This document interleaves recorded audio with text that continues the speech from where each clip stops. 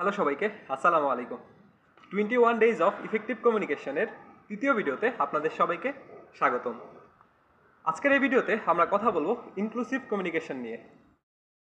Inclusive communication, what it means and how to practice it and some tips of effective inclusive communication. Okay, let's get started. First of all, what is inclusive communication? Inclusive communication হলো আপনার কথার tone এবং আপনার মাইন্ডসেটের মাধ্যমে আপনার বিপরীত প্রান্তে আপনার যে কনভারসেশন পার্টনার সে যেন নিজেকে ভ্যালুড ফিল করে এবং নিজেকে সিন এবং ইনফর্মড ফিল করে, এরকম।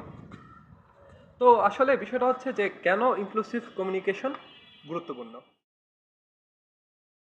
ইনক্লুসিভ কমিউনিকেশন এর জন্য গুরুত্বপূর্ণ যে আমরা যখন কমিউনিকেশন করি তখন ট্রাস্ট বিল্ড আপ অথবা সেন্স অফ বিলঙ্গিং, যেটা যে কেউ আমার কথা শুনছে, আমাকে দেখছে এবং আমি সঠিক কথাটা সঠিক জায়গায় বলতে পারতেছি, এই যে ফিলিংসগুলো, সেন্স অফ বিলঙ্গিংস যেটাকে আমরা বলতেছি, এইগুলোর আমরা প্রয়োগ ঘটাতে পারি ইনক্লুসিভ ভাষা ব্যবহার করার মাধ্যমে। ওকে, তো এখন আমরা চলুন কিছু প্র্যাকটিক্যাল টিপস জেনে নিই যেভাবে আমরা ইনক্লুসিভ কমিউনিকেটর হয়ে উঠতে পারবো। Tips number 1, avoid unnecessary emphasis on identity. আচ্ছা, আমরা অনেক সময় আইডেন্টিটিকে নিয়ে ওভার গ্লোরিফাই করি।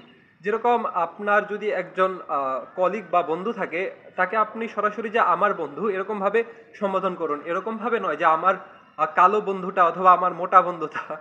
ওকে, next, number 2, use neutral languages for disability.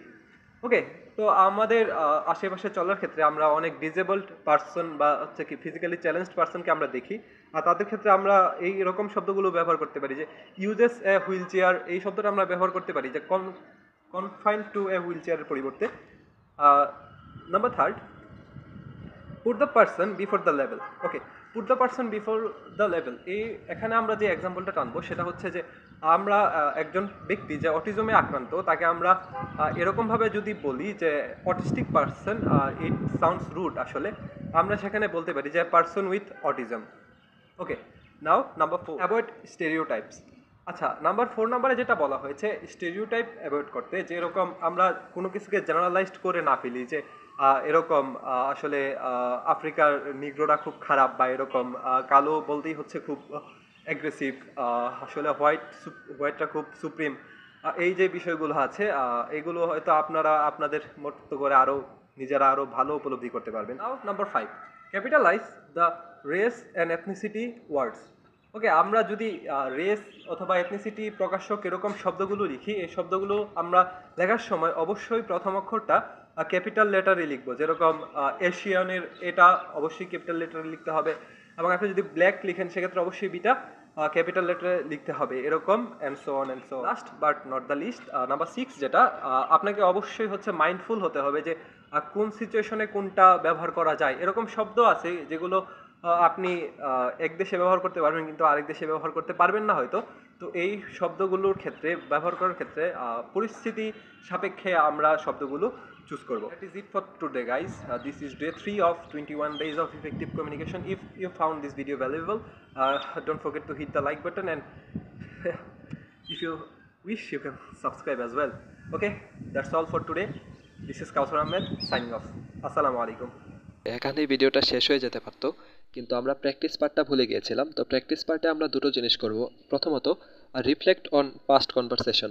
আচ্ছা, আপনি কখনো কি এরকম জেনারেলাইজড বা এরকম অ্যাজাম্পশন করেছেন কিনা? আর সেটা হচ্ছে আপনি ভাববেন পরবর্তীবার কথা বলার আগে আপনি নিজেকে এই প্রশ্ন করবেন যে can I say this more respectfully. Okay, and then number 2, আপনি হচ্ছে যেটা করবেন যে আপনার টিভিতে অথবা আপনার ইউটিউবে আপনার একটা ফেভারিট শো দেখবেন 10-15 মিনিটের জন্য, এবং সেখানে লক্ষ্য করবেন যে এরকম কোনো স্টেরিওটাইপ বা বায়াসনেস সেখানে আছে কি না, বা যদি থেকে থাকে সেক্ষেত্রে কমিউনিকেশনটা কীভাবে আরও ইম্প্যাক্টফুল বা ইনক্লুসিভ